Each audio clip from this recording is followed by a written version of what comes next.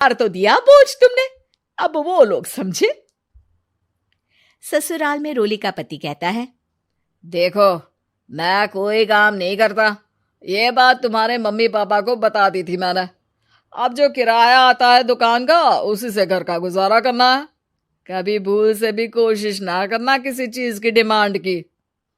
क्या mummy papa को पता था कि आप कोई काम नहीं करते? और क्या, बड़ा अच्छे से पता था। उन लोगों को तो तुम बोझ लगती थी, बोल रहे थे कि बस शादी कर लो और कोई मतलब नहीं है।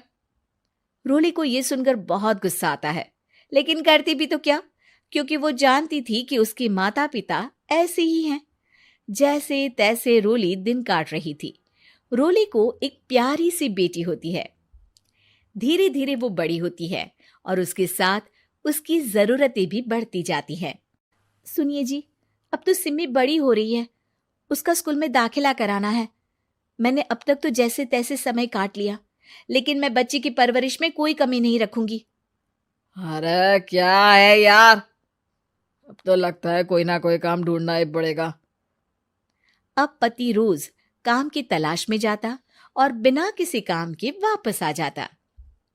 रोली समझ जाती है कि पति के अंदर अब काम करने की क्षमता नहीं है। वो बेटी को उच्च शिक्षा देने के लिए कुछ करना चाहती थी, लेकिन करती तो क्या करती। एक दिन रोली की सहेली कहती है, रोली, मेरी कोई औलाद नहीं है। अगर तू मेरी औलाद को जन्म दे तो मैं तुझे तेरे मुंह मांगे पैसे दूंगी। अरे, तेरी औलाद को मैं कैसे जन्म दे सकती हूँ? सरोगेसी से।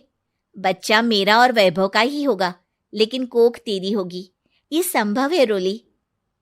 रोली कुछ सोचकर कहती है, मुझे मंजूर है, लेकिन मैं इसका 2 लाख रुपया लूंगी। अरे कोई बात नहीं, मुझे मंजूर है। रोली खुश हो जाती है कि एक बच्चा पैदा करने का उसे 2 लाख रुपया मिलेगा। वो घर आकर पति को बताती है, वो भी खुश हो जाता है। अब क्या था, डॉक्टर के पास जाकर सहेली का बच्चा रोली की कोख में पलने लगता है। मुझे 20,000 चाहिए मेरे बेटी के एडमिशन के लिए। हाँ हाँ ठीक है, मैं उसके एडमिशन से लेकर सारे खर्चे उसके अकाउंट में डाल रही हूँ। रोली की बेटी का एडमिशन हो जाता है। रोली को लगता है कि वो अब सब कुछ ठीक कर देगी। दिन और महीने आगे बढ़ते हैं। अब एक दिन, एक बात कहूँ जी, काश इस बच्चे को मैं रख पाती। मैं अब इससे काफी जुड़ गई हूँ। अरे यार, पता नहीं किसका बच्चा है, अपने पास है ना अपनी मुन्नी। हाँ, लेकिन अब मैं भी इस बच्चे से जुड़ाव फील करने लगी हूँ। लेकिन मैं ये जानती हूँ कि ये मेरा बच्चा नहीं है। दोनों की जिंदगी ठीक चल रही थी, लेकिन कहते ना कि सुख का पल ज्यादा लंबा नहीं होता। एक दिन रोली की सहेली का फोन आता है। रोली, मुझे अब ये बच्चा नहीं चाहिए, मैं अपने पति को छोड़ रही हूँ। अरे लेकिन मुझे पैसों की जरूरत है, बच्चा तुम्हारा है, मैं क्या करूंगी? सहेली बिना कुछ बोले फोन काट देती है, फोन स्विच ऑफ कर देती है। लेकिन रोली के जीवन का तूफान यहीं नहीं रुकता। रोली, मैं इतना भार नहीं उठा सकता। आज पढ़ाई का पैसा मांग रही हो, कल को शादी, कॉलेज और पता नहीं क्या क्या। मैं तुम्हें छोड़ रहा हूँ, अपनी बच्ची उठाओ और निकलो इस घर से। अरे पर मैं कर तो रही हूं ना बच्चे के लिए काम, आप आराम से रहिए ना। क्या काम कर रही हो, देख रहा हूं मैं। ये छोटा शहर है, यहाँ लोगों को बात बनाते वक्त नहीं लगता। तो मैं क्या करूं? ज्यादा पढ़ी लिखी नहीं हूं, कैसे घर के खर्चे चलाऊं? और आप तो काम करना ही नहीं चाहते। हाँ, ना चाहता हूं और ना ही करूंगा। रोली को पति की बात पर काफी गुस्सा आ जाता है। ठीक है, अगर मेरे जीवन में संघर्ष ही लिखा है तो वही सही। इस वक्त पति होने के नाते आपको मेरा साथ देना चाहिए था, लेकिन नहीं, आपने तो इस हाल में मुझे घर से बाहर निकालने की बात कह डाली। देखो, ये सारी फालतू की बातों के लिए वक्त नहीं है मेरे पास।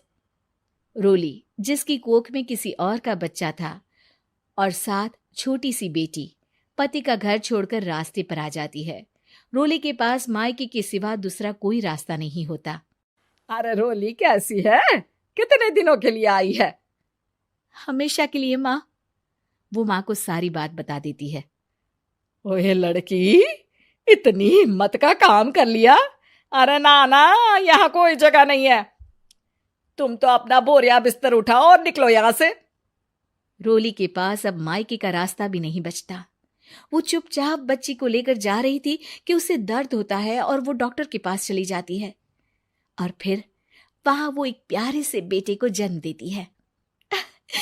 कितना प्यारा है, कितने अभागे हैं इसके माँ बाप जो इसके पैदा होने पर भी नहीं है। तभी वहां डॉक्टर आ जाती है। रोली, बच्चे के पिता तुमसे मिलना चाहते हैं। आपका बहुत बहुत शुक्रिया। मैं इस बच्चे को पालूंगा, भले ही इसकी माँ ने इसे छोड़ दिया हो, पर मैं अपनी जिम्मेदारी निभाऊंगा। तो क्या आप मुझे इसके पैदा करने के लिए जिन पैसों की बात हुई थी वो भी देंगे? हाँ, और साथ ही आप चाहें तो मेरे घर में रहकर मेरे बच्चे की देखभाल भी कर सकती हैं। मैं उसके लिए आपको सैलरी दे दिया करूंगा। रोली को लगता है कि जैसे भगवान ने उसके लिए सुकून का रास्ता खोल दिया। वो अब मुकेश के साथ उसके घर चली जाती है, जहां रहकर वो उस बच्चे की देखरेख करती है। अब मुकेश के घर को रोली अच्छे से संभाल लेती है। उसके लिए खाना बनाने से लेकर बच्चों की देखभाल और घर की देखरेख। धीरे धीरे मुकेश को रोली से प्यार हो जाता है। रोली, तुम्हारी बेटी और मेरा बेटा बिल्कुल भाई बहन की तरह साथ रहते हैं। हाँ, आखिर है तो एक ही कोख के बच्चे, अटैचमेंट तो होगा ही ना। रोली, तुमने घर और मुझे दोनों को संभाल लिया। ये तो मेरा काम है। आपने भी तो मुझे छत दी जिससे मैं अपनी बेटी की पढ़ाई और भविष्य के लिए पैसे जोड़ सकूं। अब रोली, क्या तुम मुझसे शादी करोगी? अब मैं जानता हूं तुम्हारी भी शादी कुछ खास अच्छी नहीं रही।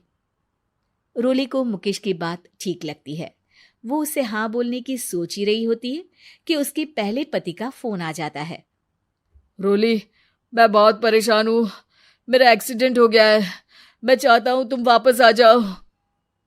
रोली को पुराने पति की चिंता होने लगती है। वो सोचती है कि वो क्या कर रही थी। हाँ हाँ, ठीक है, मैं आ रही हूं। हाँ रोली, आ जाओ, लेकिन बच्ची को कहीं हॉस्टल में छोड़कर आना, क्योंकि मैं नहीं चाहता कि हम लोगों के बीच फिर से वो सारी बातें हो। रोली को समझ आ जाता है कि पति आज भी सुधरा नहीं है। वो पति के पास जाने से इनकार कर मुकेश को हाँ कर देती है।